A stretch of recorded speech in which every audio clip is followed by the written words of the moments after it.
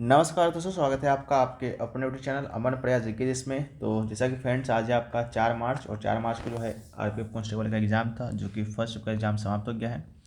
First में आपके 50 जी के जिसके प्रश्न पूछे गए थे, उनमें से मैक्सिमम जो रियल प्रश्न हमें प्राप्त हो गए हैं।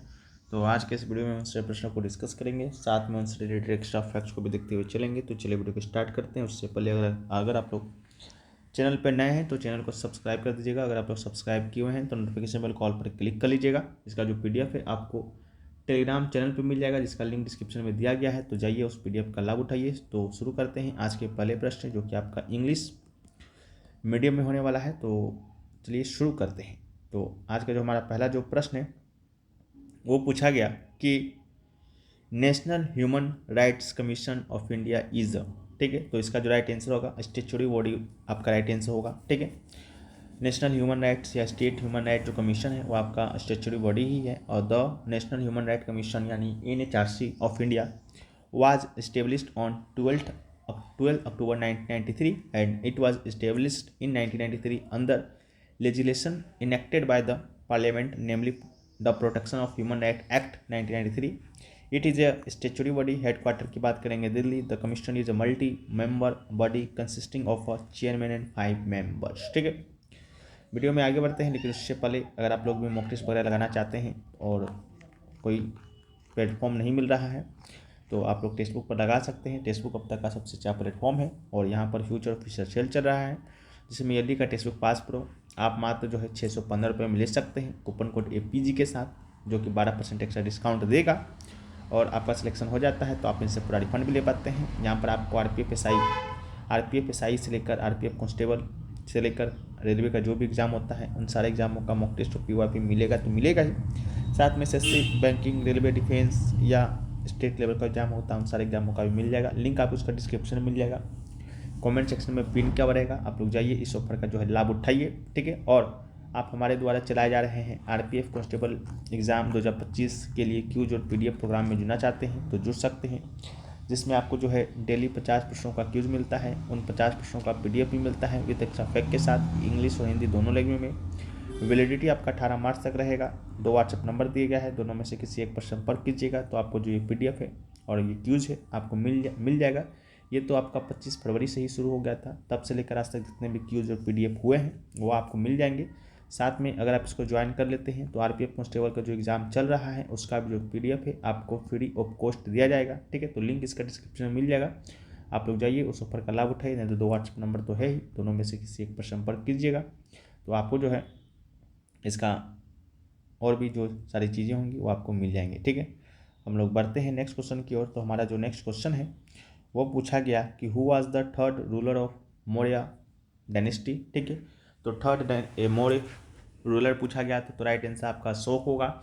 इसके अलावा अगर आपसे फर्स्ट पूछा जाता तो चंद्रगुप्त मौर्य हो जाता, ठीक है।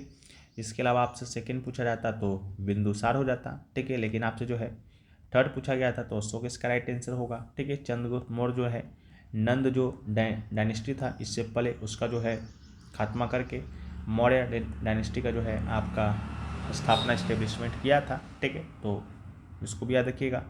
नेक्स्ट क्वेश्चन जो पूछा गया कि who appoint the chief minister, ठीक है। यानी कि चीफ मिनिस्टर को जो है कौन अपॉइंट करता है तो राइट आंसर आपका गवर्नर होगा। अगर आपसे पूछा जाता है गवर्नर को जो है कौन अपॉइंट करता है तो इसका राइट आंसर आपका प्रेसिडेंट होता, ठीक है। तो इसको भी आप ध्यान रखिएगा। इसके अलावा जो है अगर आपसे पूछा जाता प्राइम मिनिस्टर को कौन अपॉइंट करता है तो प्राइम मिनिस्टर की अपॉइंटमेंट की बात करेंगे तो इसका भी राइट आंसर जो है आपका प्रेसिडेंट ही होगा, ठीक है। तो इसको भी याद रखिएगा, ठीक है। लेकिन आपसे चीफ मिनिस्टर पूछा गया तो राइट आंसर गवर्नर हो जाएगा। नेक्स्ट है कि article 2 of the Indian constitution is related to तो इसका राइट आंसर होगा इंटायर और इंस्टॉलेशन ऑफ न्यू स्टेट, इसका आपका राइट आंसर होगा, ठीक है। नेक्स्ट क्वेश्चन पूछा गया who was the establishment of Arya Samaj, ठीक है। तो आर्य समाज का जो एस्टेब्लिश्ड है स्वामी दयानंद सरस्वती के द्वारा 1875 में जो है आपका किया गया था, तो आप इसको भी याद रखिएगा। इसके अलावा अगर आपसे पूछा जाता ब्रह्म समाज की स्थापना जो है किसने के द्वारा किया गया तो ब्रह्म समाज का स्थापना जो है 1828 में राजा राम मोहन राय जी के द्वारा जो है किया गया था, तो इसको भी याद रखिएगा। इसके अलावा आपसे पूछा जाता कि आत्मीय सभा का जो स्थापना है, आत्मीय सभा का स्थापना जो है वो किसके द्वारा किया गया तो 1867 में जो है आत्मा राम पांडुरंग के द्वारा किया गया था। केशव चंद्र सेन ने भी उनमें महत्वपूर्ण भूमिका निभाई थी। इसके अलावा आत्मीय सभा है, ठीक है। तो आत्मीय सभा जो है राजा राम मोहन राय जी के द्वारा किया गया था 1815 में। ये जो आपका आत्माराम पांडुरंग है ये आपके प्रार्थना समाज के संस्थापक थे, ठीक है। तो प्रार्थना समाज के संस्थापक थे, तो इसको याद रखिएगा। जिसमें केशव चंद्र सेन जो है आपके महत्वपूर्ण भूमिका निभाए। इसके अलावा है सत्य शोधक समाज की स्थापना की बात करेंगे तो इसकी स्थापना जो है ज्योतिबा फुल्ले के द्वारा जो है किया गया था, ठीक है। तो आप इसको भी याद रखिएगा।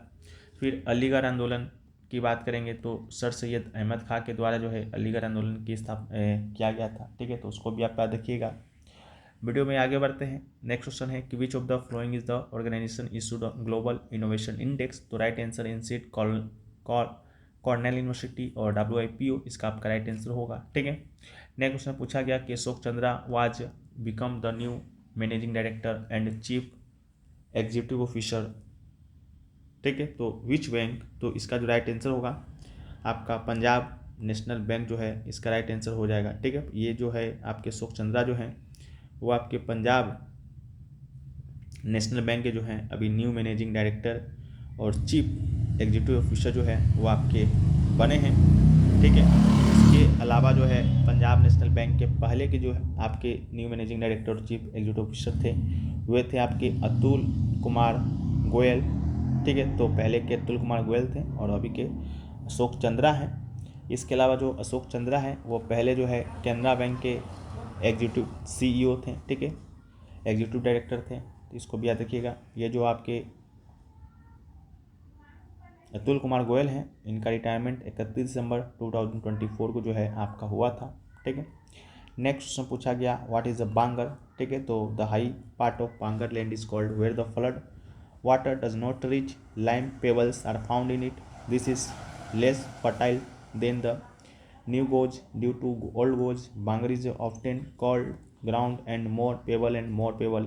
Next question was कि which of the following crops consume the lowest water. तो its right answer is millet, ठीक है, यानी बाजरा इसका राइट आंसर होगा।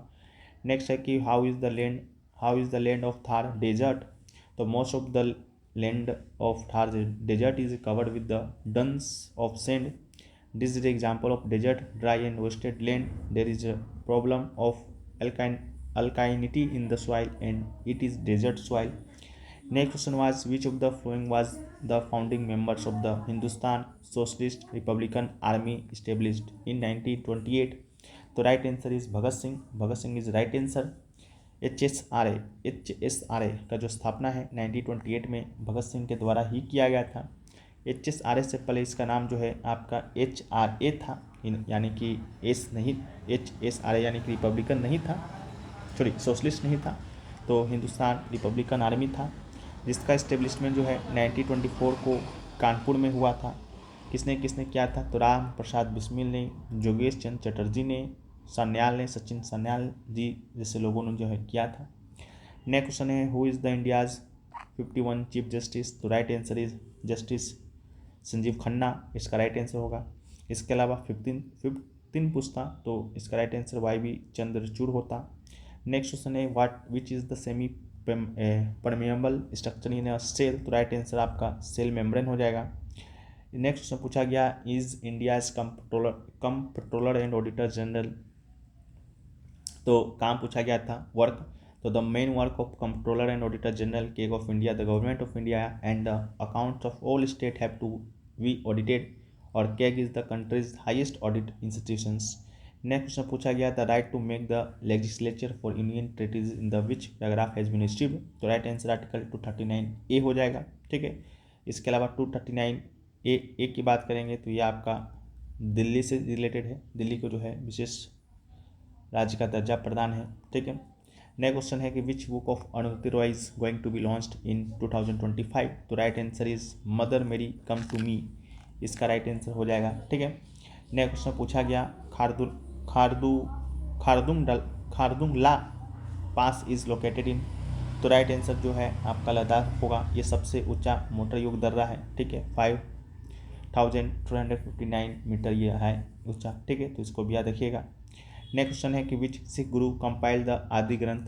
द होली स्क्रप्चर ऑफ सिखिज्म, तो राइट आंसर जो है गुरु अर्जुन देव होगा। नेक्स्ट क्वेश्चन है कि which of the following state groups is located on the Arabian sea, तो right answer is Karnataka, Kerala and Gujarat, it's right answer. ठीक है, नेक्स्ट क्वेश्चन पूछा गया कि where is the Kavaratti island located, तो राइट आंसर इज लक्षद्वीप। ठीक है, लक्षद्वीप जो आपका यूनियन टेरिटरी है उसका ही कैपिटल है कावरत्ती। ठीक है, तो इसका राइट आंसर हो जाएगा। नेक्स्ट क्वेश्चन है कि which commission commanded 27% reservation of OBC candidates in all levels of government services, तो राइट आंसर आपका जो है मंडल कमीशन, इसका राइट आंसर हो जाएगा। ठीक है, मंडल कमीशन। उस समय जो आपके प्राइम मिनिस्टर थे वो कौन थे? ठीक है, तो आप लोग कमेंट सेक्शन में बताइए। ठीक है, तो प्राइम मिनिस्टर की बात करेंगे तो उस समय जो प्राइम मिनिस्टर थे बीपी सिंह थे। लीजिए जान ही लीजिए, क्या ही कीजिएगा बताकर आप लोग। ठीक है, नेक्स्ट क्वेश्चन है कि in which country was the 46th session of UNESCO world heritage committed held, तो राइट आंसर आपका जो है इंडिया होगा। इंडिया ने 21 to 31 जुलाई 2024 तक नई दिल्ली में जो है इसका कमेटी का जो है अध्यक्षता किया। नेक्स्ट क्वेश्चन पूछा गया था द ह्यूमन डेवलपमेंट इंडेक्स से पूछा गया था कौन कौन से कैटेगरीज इसके अंदर आती हैं, तो 4 कैटेगरीज आती हैं, low, medium, high and very high. ठीक है, नेक्स्ट क्वेश्चन पूछा गया who among the following has described the uprising of 1857 as the first world war of independence, तो राइट आंसर आपकी वीडी सावरकर, इसका राइट आंसर होगा। नेक्स्ट क्वेश्चन आपका subatomic particle से पूछा गया था, तो subatomic particle can exhibit both particles and wave properties and a concept called wave particle duality. This means that they can behave like particles or waves depending on the experimental condition. Next question आपका article 38 से आया था, तो article 38 and 39 of the directive principle of state policy DPSP of Indian constitutions deals with the welfare of the people, तो इसका right answer होगा। Next question आपका आया था match of the flowing nuclear power station their respective state, एक तरफ आपका nuclear power station का नाम, न्यूक्लियर पावर स्टेट दिया गया था, एक तरफ आपका स्टेट का नाम दिया गया था। कैगा था, नरोरा था, कुंडलकुलम था और काकरापार था। कैगा की बात करेंगे तो ये आपका कर्नाटक में है, नरोरा की बात करेंगे तो ये आपका उत्तर प्रदेश में है, कुंडनकुलम आपका तमिलनाडु में है और काकरापार की बात करेंगे तो ये आपका गुजरात में है। ठीक है, काकरापार गुजरात में है। ठीक है, इसके अलावा और भी न्यूक्लियर पावर स्टेशन है, जैसा कि आपका एक तारापुर है। तारापुर कहाँ पर है? तो ये आपका महाराष्ट्र में है। ठीक है, इसके अलावा जो है रावत भाट्टा की बात करेंगे कि रावत भाट्टा जो है वो आपका कहाँ पर है, तो रावत भाट्टा जो है ये आपका राजस्थान में है। ठीक है, इसको याद रखिएगा। इसके अलावा कलपक्कम की बात करेंगे कि कलपक्कम जो है वो आपका कहाँ पर है, तो कलपक्कम जो है आपका तमिलनाडु में है। नरोरा आपका उत्तर प्रदेश में है। ठीक है, तो इन सभी पावर स्टेशन को है न्यूक्लियर पावर स्टेशन का नाम जो है याद रखिएगा। ठीक है, पूछा जाता है आपके एग्जाम में। ठीक है, तो अभी तक जो है इतने ही क्वेश्चन मिले हैं, और भी क्वेश्चन जो मिलेंगे उसको जो है हम लोग PDF में दे देंगे। PDF जो है आपको टेलीग्राम चैनल पर मिल जाएगा, लिंक जो है डिस्क्रिप्शन में दिया गया है, जाइए और उस PDF का जो है आप लोग लाभ उठाइए। ठीक है, मिलते हैं हम लोग नेक्स्ट वीडियो में, जब तक के लिए जय हिंद फ्रेंड्स, वंदे मातरम।